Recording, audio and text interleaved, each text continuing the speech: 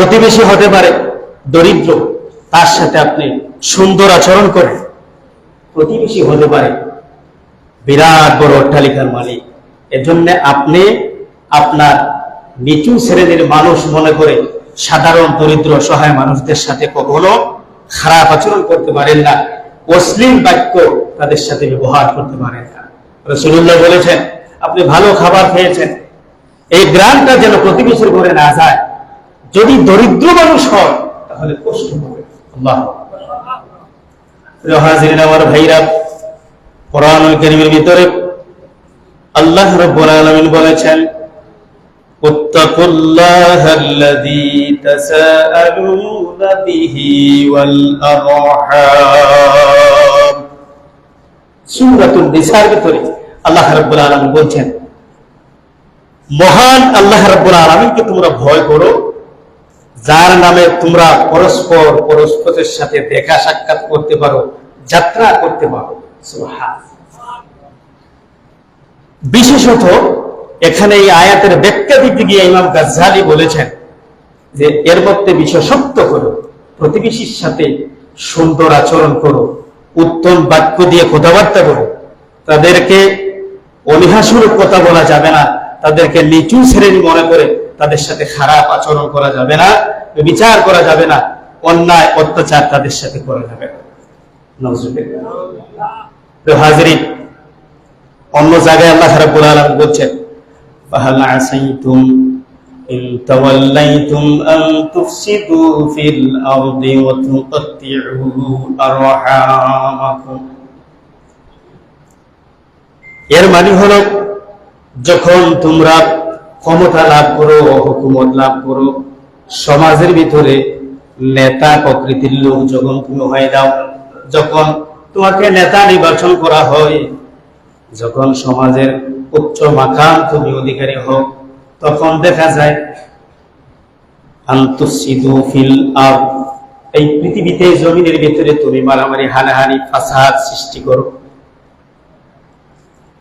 এই ফাসাদ সৃষ্টি করার কারণে আল্লাহ রাব্বুল আলামিন তোমার উপরে নারাজ হয়ে যান। এজন্য আল্লাহ রাব্বুল আলামিন বলছেন, ওয়া তুকাত্তিউ আরহামাকুম। এর মানে হলো আল্লাহ রাব্বুল আলামিন বলছেন, আত্মীয়তার বন্ধন ছিন্ন করা যাবে না, এদের প্রতি আল্লাহর অভিসম্পাদ করে থাকেন। আল্লাহ রাব্বুল আলামিন তাদের উপরে নারাজ হয়ে যান।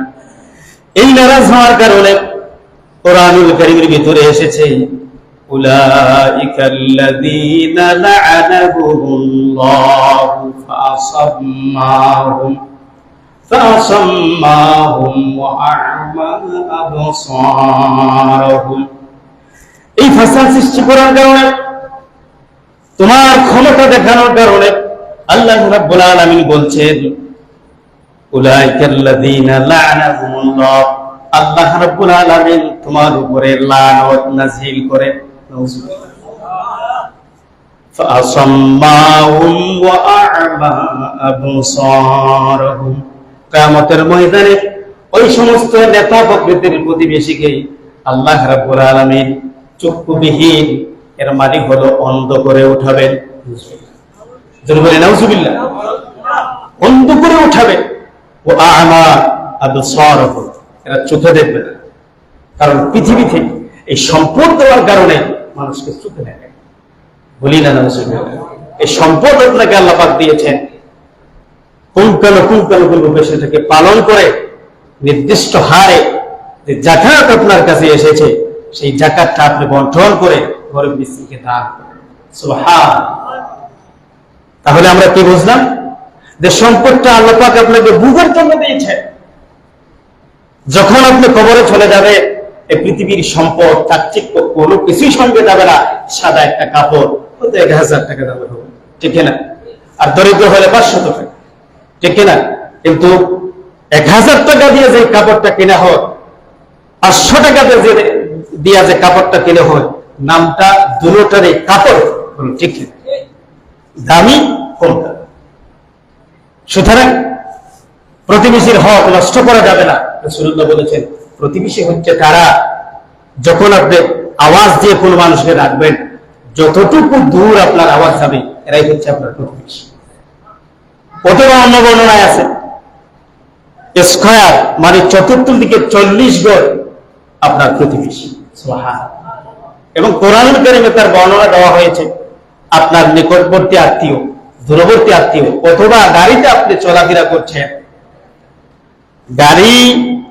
যে গাড়ি দিয়ে আপনি উঠা বসা করছেন, চলাফেরা করছেন, একজন মানুষ সিলেটে হতে পারে, আপনি জগন্নাথপুরে যখন আপনি বসলেন আপনার প্রতিবেশী হয়ে তাদের সাথে আপনি সুন্দর আচরণ করেন, ভালো কথা বলে, খারাপ কথাবার্তা থেকে নিজেকে হেফাজত করেন। সুবহান সুবহান।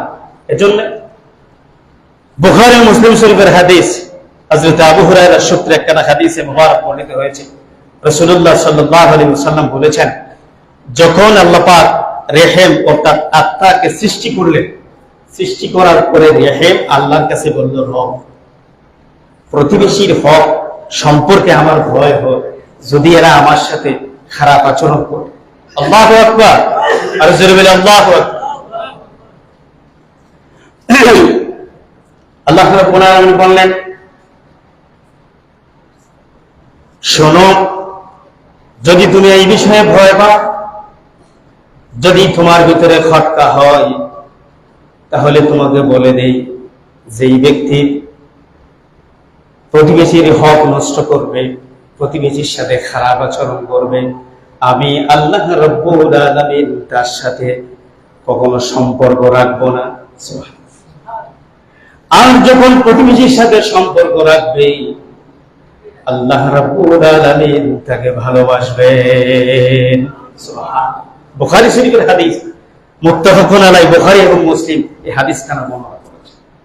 লা ইয়াদখুলুল জান্নাতা কাতির, ওই ব্যক্তি কখনো আল্লাহ রাব্বুল আলামিনের জান্নাতে যেতে পারবে না যে ব্যক্তি আত্মীয়তার সম্পর্ক চিনত। বলি নাউজুবিল্লাহ। আর জোরে বলি নাউজুবিল্লাহ।